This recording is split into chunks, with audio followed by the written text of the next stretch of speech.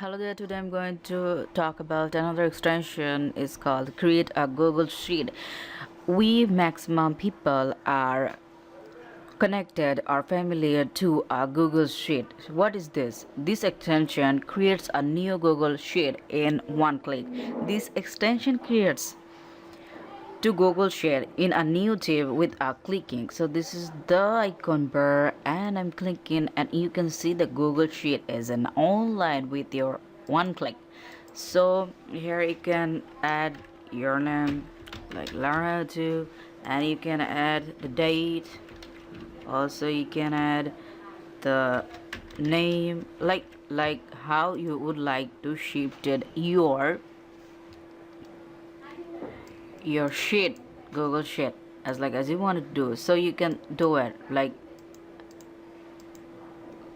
and the bold button you can make it bold, and you can Italian also, you can bold the color, you can add.